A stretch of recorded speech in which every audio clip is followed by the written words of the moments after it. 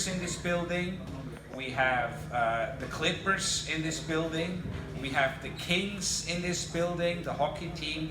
And now Los Angeles, now the Staples Center, has a new franchise. And the new franchise is Garcia. Mikey Garcia, welcome to Staples Center as the 4th franchise here at Staples Center. I'm sure they're going to want to have him back here whenever they can. So I'd like to have Mikey fight here, as I said, twice a year, and make this his home. And I think, yeah. Richard, obviously Errol Spence and Mikey Garcia, that'd be a fight between 2 great fighters. But is a fight for Mikey realistic with Vasyl Lomachenko? Can that fight be made? Well, in the end of the day, the fighters can choose who they want to fight, and if they dare to be great, like Mikey keeps on, like in every fight, he's like, give me a more difficult challenge and a more difficult challenge. And I have to tell you, for a while, I was thinking he was joking about it. Was like April Fool's Day, like Errol Spence, are you serious? And then I talked to his brother, and he didn't really like it. And I talked to his father, he didn't really like it. But when you see performances like today, when he does, what he does is make great champions, undefeated champions. What he did with tonight, his performance makes him look ordinary, and that's what Mikey does. And Mikey is just an amazing fighter. But we're going to talk about that later. It's a pleasure for me to welcome the Easters, Robert Easter here. Always going to be a champion in my books. I told you guys he came to fight. He certainly did. He came in superb condition.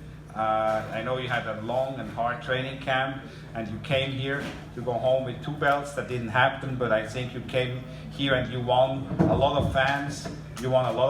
And as I said, you and your dad, you guys are absolute class acts. The way you handle yourself and the professionalism you displayed tonight, it was a hell of a fight, and you can be proud. I know it didn't go your way, and I know that's something you're going to have to, but that's not, winning and losing is not everything. It's about competing. It's about challenging yourself against the best. And I know there will be many other great nights, and I have 0 doubt that you will raise your hand and you will be world champion again. So a big applause for Robert Easter, and if you guys have any questions for him, please ask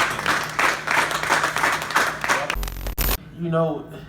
It happens in boxing. You get caught with a shot. It's a clean shot. I wasn't hurt, but I got caught with a shot. It's boxing. Yeah. I felt it. I seen it. But there you had me. Smothering my shots after I heard him, and I couldn't get nothing off. I couldn't capitalize on that. Robert, you seem pretty confident. Do you feel that you're going to get back to this stage, get a fight like this at some point in your career, considering you're so young? Of course, no question. I got myself here, with hard work and dedication, and true champions get themselves back up.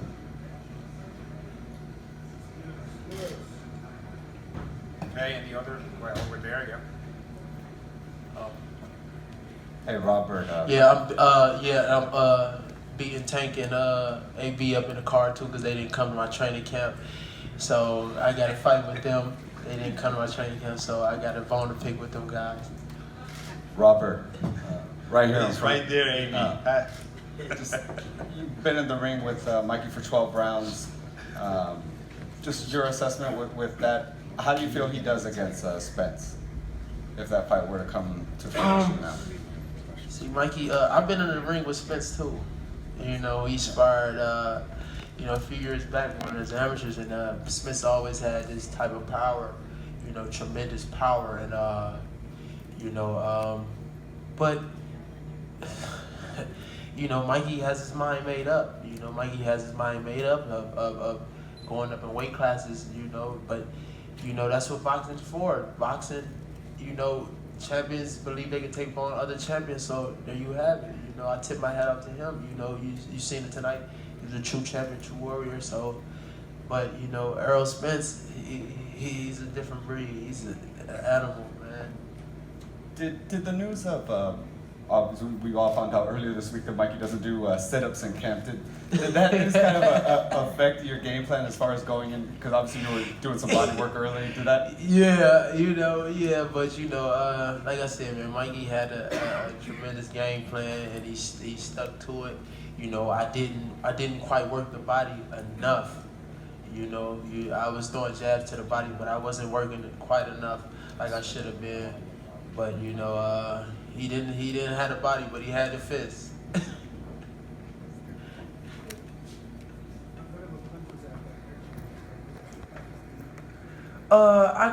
It was more of a clip shot, a clip shot. That punch didn't hurt me, but he has some power, But that shot wasn't the one that hurt me. Okay, I just want to add something else as well. I've just heard, as I mentioned, what a class act Robert Easter is. He walked into Mikey's locker room on his way over here, shook the hand of every team member in Mikey's locker room and congratulated them. So that's the kind of people they are. And it's really a pleasure to work with you guys. And as I said, there will be many, many other big nights for you. Yeah, when you're going through these training camps, you're training for a fighter, they're the ultimate enemy, you know what I'm saying? Yes. But at the end of the day, you went 12 hard rounds, champion versus champion. You have no choice but to respect a man and his team. And that's all I wanted to show Mikey. You know what I'm saying? This is a business. That's what I told him. This is a business. We fought. We duked it out. He came out victorious, and I respect him for that. Yeah, Mike, you fooled me with the body, man. You fooled me with the body, man. I thought I had you one, but like I said, Mike is a true champion, true warrior. He brought the best out of me. I brought the best out of him, and he came out victorious. Yeah, you definitely also brought the best out of me. You fought very well. You gave me a good fight, and you made me work. So I congratulate you on your performance also. Thanks. Okay, I think we have a question right there from Lance Buckmeyer from the LA Times. Mikey, congratulations. This fight, how does it lend itself to a possible move up to welterweight against Spence? What did you take from tonight that really proves that point? Oh, well, I always look for the biggest challenges. I'm looking for the biggest fights. Ever since I came back, I wanted to, in a way, make up for the lost time. And I don't think there's any other way except fighting the best champions out there. We fought another undefeated fighter, undefeated champion tonight. There's no one else that excites me enough, that motivates me, and that can challenge me other than Errol Spence. And I'm willing to take that challenge all the way up just because that's the fight that I want. That's the fight that will motivate me the most. Hey, Mikey, back here. Mikey, straight back. Back right here. Hey, congratulations on the win tonight. When you talk about Errol Spence, he came over and he spoke to some of us at ringside after the fight, and we asked him what he thought about it. And when he was concluding his remarks, he said he was licking his chops. He gave you respect for being a top-notch fighter, but it seemed like he didn't think that your size would translate to where he's at. What do you think about the fact that you're both tremendous fighters, but that he's so much bigger than you? No, that's a challenge. I am moving up all the way to welterweight. If I land that fight, it'll be my first attempt at welterweight, and I'm going against the top guy there, against the best in the division. I'm prepared to take on that challenge. Like I said, I'm here to challenge myself, and he is the best. He might feel that it's, an easy fight for him when I'm too small. Well, that's fine. Let's get in the ring and let's get to work. I'd like to ask Robert Garcia about that also. Robert, I know that you've had, in past statements, had some misgivings about the prospect of Mikey going up to welterweight. Can you expound on that now that it seems though it's going to probably become a reality at the end of this year? Look, we've always said that we shouldn't move too fast and take that challenge right now because we're doing great at at lightweight and even junior welterweight. But that's what Mikey wants, and we know that he does have the skills. He has the time to compete. You know, it's not going to be easy. And Mikey said before, you know, he loves those challenges, and this will probably be the first fight that he's ever had where he's going to be the underdog, and I think that's what's going to motivate him even more. That's why he's Hold on one second. So I'm, you know, from now on, we're going to take the fight. Just give it up for Robert Easter. He's leaving. Like I said, thank everybody for coming out. Thank Mikey Garcia. Thank everybody from LA, everywhere else. Thank you.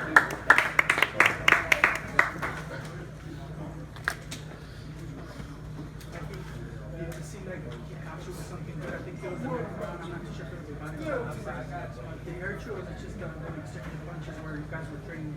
No, we exchanged punches on several occasions. On one occasion, I remember he landed a good right hand to the head. It didn't hurt me, but he felt that he might have hurt me, and he came on the attack, so I had to defend. I got to, you know, be careful. I got to block, but I would come back. You know, he's a fighter. He fights, and there was moments, you know, we're in a fight. I mean, you are expected to get hit once in a while. Mikey, when you heard him that early in the fight and you had him down in the third round, Yes. when you had him down in the third round, did you feel that you were going to finish him and be able to knock him out in the fight? No, not right away there. He got up. He wasn't completely hurt. You know, I caught him with a good right hand and then that left hook that put him down. But he wasn't out. You know, I could see it in his eyes. I could see it in his body. You know, he was wide awake. It's not like he was, you know, to the point where I could finish him off.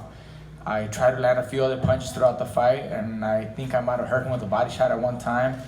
But it was towards the end of the round, and you know, he was game. He survived. Then he focused more on just surviving and defending himself, and made it a little more complicated for me. Up until the 12th round, I was still landing some good shots, and I still tried to, you know, land some good headshots in the last and final round. But you know, I didn't feel enough damage was done to try to put him out. Did you feel that he kind of went into survival mode in the second half of the fight? There was a few rounds where he did. I think he went a little more defensive. You know, I don't know if you want to call that survival mode. Maybe he was a little hurt from that body shot, or maybe he felt a punch upstairs that might have hurt him. And he's smart. He's a champion. He wanted to, you know, survive, get his bearings again, and I mean, he made it to the 12th round. Mikey, talk about his jab. Do you feel if he would have popped the jab more, it would have given more difficulty? Or did you guys have that plan? I felt coming into the fight, I felt, and we all thought, you know, he was going to try to use that jab and use that reach. So we were prepared for that. He really wasn't snapping it hard. He was just, you know, throwing it out there. So I just had to wait for the right time, the right distance and range for me to be able to land. I landed some good jabs on him, you know, even though he had the reach. You know, I was able to time it perfectly and land a solid jab. And I think he respected that enough because he would move back. Do you see any similarities? You see, obviously, Errol's and Humphrey's that. Do you see any similarities in the style between Easter? Look, I think it's a different fight. Errol Spence, the southpaw, he bangs to the body a lot. It's a different fight. This guy Easter was fighting, trying to use that distance, but it's just a whole different fighter. Yeah. Robert, question for you in the back tier. Lomachenko is a top-ranked fighter, and we know the history there with Mikey with Top Rank. You've been doing a lot of those top-ranked shows recently. Have you had any conversations with the people there about kind of thawing those problems and advancing towards, you know, Mikey and Lomachenko? You know, not with Bob Arum or Todd, but I do with a lot of other people that work for Top Rank, and I'm gonna tell you the truth. You know, most of them tell me Mikey will beat Lomachenko, and that's probably why if the fight ever happens, it's gonna be whenever it's so big where it has to happen.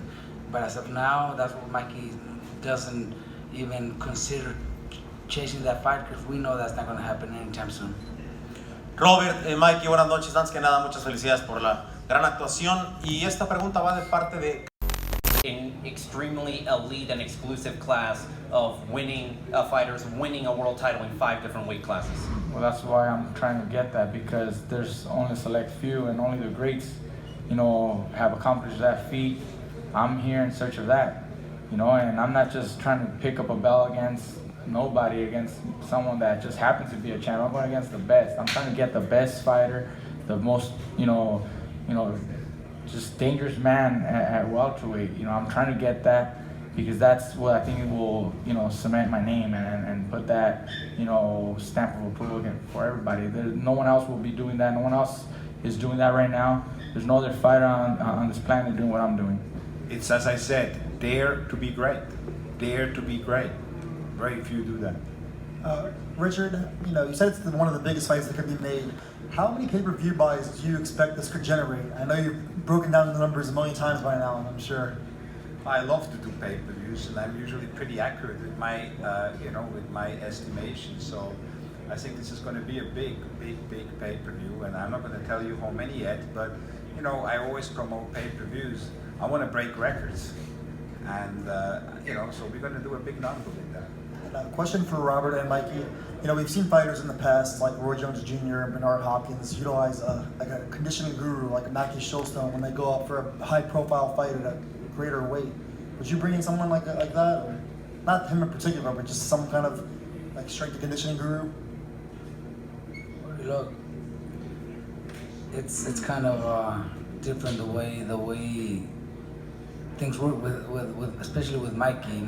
I said it to a few people before. This is like one of the first training camps that Mikey starts doing sit-ups. Maybe that's the start. Maybe that's the start to get himself to a welterweight.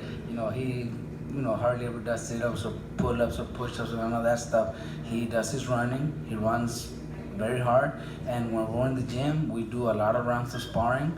That's pretty much what what our training camp is about. The rest is something that we've never really used with Mikey. So it'd be something that moving up to welterweight, something that we would probably consider and maybe talk about before before I make a decision. It'll be between me, Mikey, my father, and the rest of the team. See what we decide to do.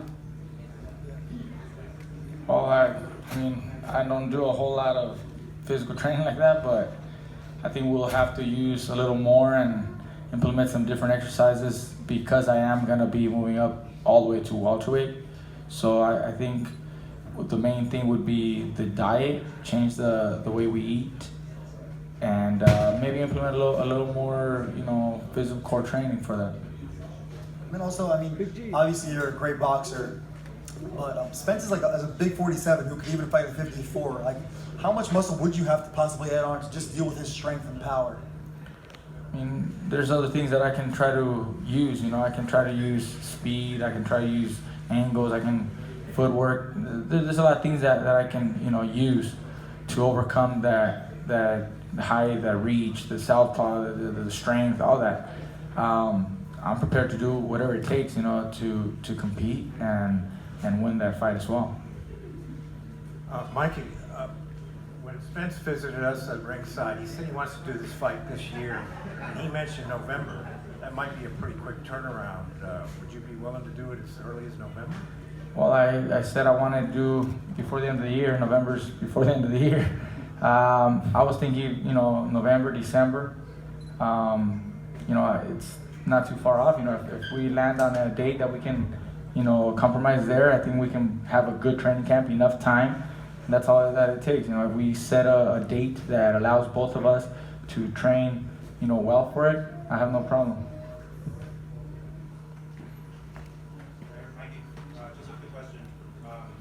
Even though it was the left hook that dropped him, you managed to land the right hand pretty frequently and seemed decent.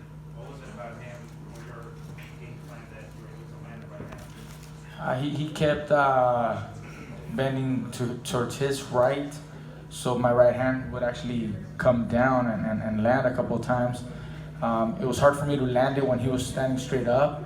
Sometimes I'd miss, but it's just the timing. I had to figure out the right time for me to let go of that right hand. That left hook that dropped him came after a right hand, You know, as he was pulling back, I caught him with a left hook. On other occasions, you know, I landed a good left hook. I mean, we were ready to do whatever it takes, you know, and we practiced a lot in the gym, and, you know, we knew it was just about getting that right distance, that right range, so that I could let go of my hands. And Mikey, you know, there's been a lot of talk about, you know, you haven't faced a fighter that big, but Spence also to this point has only faced really like Kell Brook, right? As far as like a world-class fighter, he hasn't faced a boxer like you. And I know you keep saying that you've seen something in his game. Do you think that he'd be in for a surprise as far as your boxing ability and angles and footwork and those sort of things? You know, he's a terrific fighter. He's an experienced fighter, and, you know, he's very strong. You know, he's a dangerous man. So I don't know if I can surprise him. I think, you know, he's got the experience. He knows, you know, the kind of fighter I am. But I think what will surprise him is how well I can do other things. If you're standing on the outside, you know, everybody can just see a simple guy, just straight 1-2. Nothing special about that. Ask any of my opponents what they feel after the fight. Is it easy? Was it like they expected?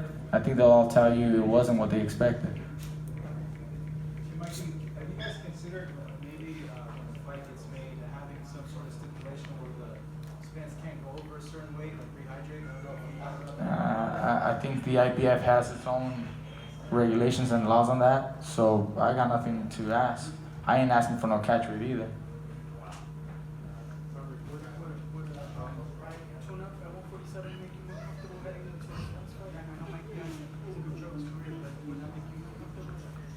You know, whatever we say is not going to change Mikey's idea, you know, of fighting Errol Spence. So we're going to go for it. You know, we've talked to my dad, and my dad tells me earlier today, after the fight in the locker room, says, contact Manny Pacquiao. My dad would rather go after Manny Pacquiao. He's a WBA champion, and but that just. What do you rate your performance? I know you haven't had a chance to watch tape, but what do you rate your performance? I think I did very well. You know, I think I overcame the height and reach. You know, I did well. I hardly got hit. You know, a couple jabs, you know, you're boxing, but overall, I didn't get hit with solid punches. I wasn't hurt, and I hurt my opponent several times. Body shots upstairs, I dropped them. I mean, I don't think I could have done much more. You know, if I had stopped him, obviously that would have been probably a better ending to the fight. But you know, you saw me 12 rounds. You saw me adjust. You saw me use my feet at times. You saw me fight on the outside. You saw me fight on the inside. I think I did, you know, great. It was a masterful performance, and please give it up for Mikey Garcia, now the unified lightweight world champion. Thank you.